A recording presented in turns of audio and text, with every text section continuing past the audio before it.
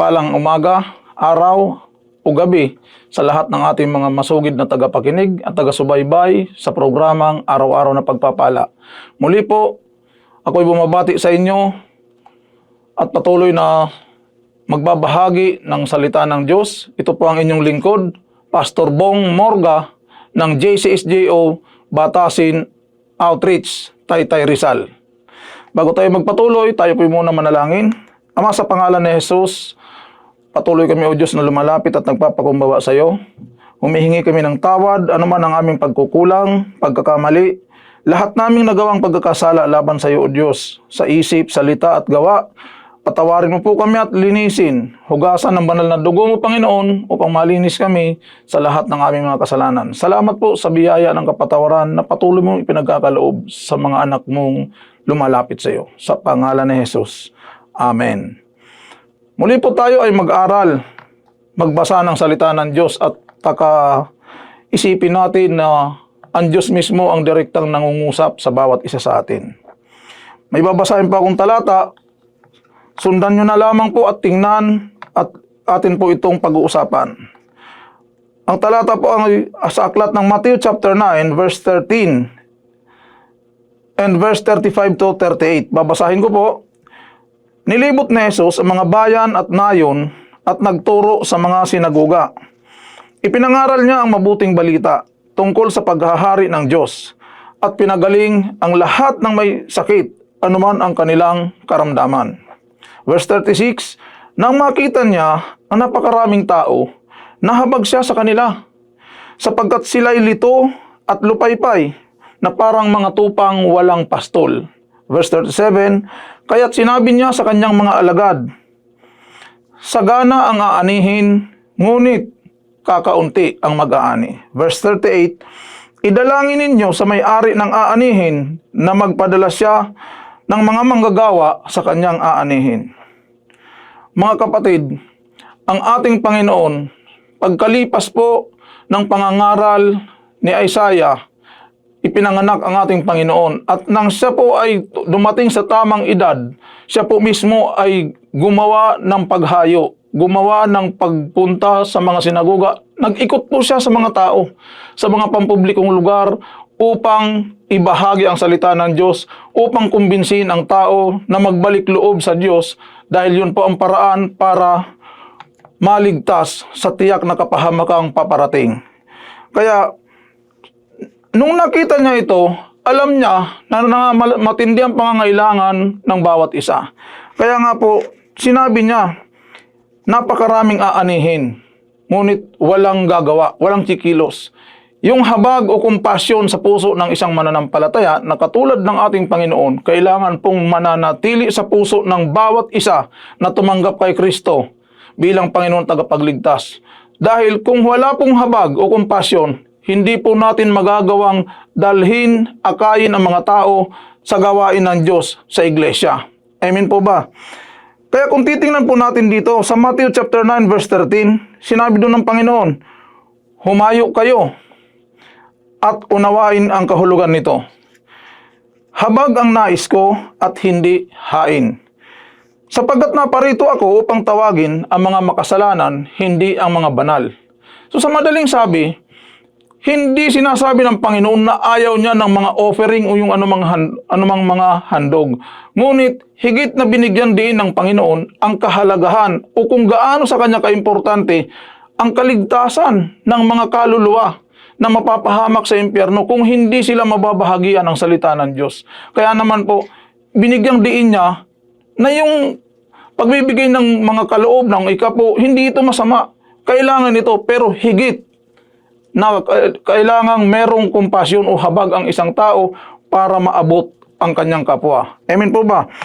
Pagkat kung hindi po tayo mananalangin para sa kanila, hindi po sila mabubuksan ang kanilang saradong espiritual na kamalayan o kaisipan kung hindi po tayo magsisimula sa pananalangin.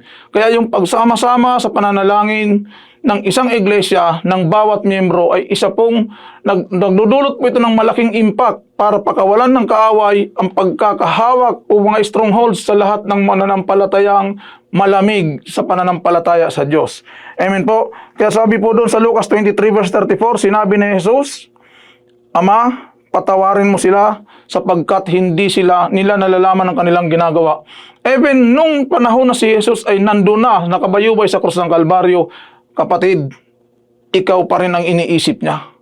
Ang kaligtasan mo ang iniisip niya. Si Jesus ang namatay sa halip na ikaw. Kaya dapat nating isipin at pahalagahan na ang kamatayan ni Jesus sa krus ng Kalbaryo ay hindi po walang kabuluhan. Hindi po pwedeng hindi mo ito papansinin o babaliwalain. Dahil kapag ginawa mo yun, kapatid, sinisigurado ko sa iyo, sa darating na pagbabalik ng Panginoon, wala kang bahagi sa kaharian ng langit na ipinangako ng Diyos. Sinasabi ng John 17 verse 15, muli sa talatang ito pinatunayan ng ating Panginoong Hesus kung gaano kahalaga, gaano ka-importante sa kanyang puso ang pagmamahal sa kanyang mga nilalang, sa mga tao. Sabi niya, hindi ko dinadalangin na alisin mo sila sa sanlibutan, kundi iligtas mo sila sa masama. Ganun ka kamahal ng Diyos, kapatid. Kaya, wag mong ipagwalang bahala ang mensaheng ito na napakinggan mo ngayon. Sa John 17 verse 20, ito pa yung kanyang sinabi, dinugtong ng Panginoon, hindi lamang sila ang idinadalangin ko, kundi pati ang mga mananalig sa akin dahil sa kanilang pagpapahayag. Muli, sinasabi ng salita na ito, na kung ikaw ay isang mananampalataya, isa kang leader ng church, kailangan mong kumilos, gumalaw, gawin ang tungkulin ng pag-akay, paghayo, pag-i-evangelize para ma-spread out ang kabutihan at ang magandang plano ng Diyos para sa kaligtasan ng lahat. Kasi kung hindi mo ito gagawin, kung isa kang mananampalataya, papaano na lang yung ginawang sakripisyo ng Diyos para sa bawat nilalang niyang tao? Kung hindi rin lang naman ito natin gagawin, tayo, nagiging makasarili tayo dahil ayaw nating ibahagi sa iba yung naranasan nating pagmamahal ng Diyos. Sa verse 24, ito yung sinabi ng Panginoon. Ito yung magandang balita dito. Ama, nais kong makasama sila sa aking kinaroroonan. Ang mga ibinigay mo sa akin. Ikaw yung kapatid na tumanggap na kay Kristo. Kapwa ko mananampalataya. Marami nang natutunan, marami nang alam. Kailangan mo itong kilusin. Hanapin yung mga naliligaw. Hanapin, bahagian yung mga matitigas ang ulo. Kasi sabi nga ng Panginoon, di ba? Doon sa nakaraan nating episode, hindi ako pumunta rito para sa mga matutuwid, kundi para doon sa mga makasalanan.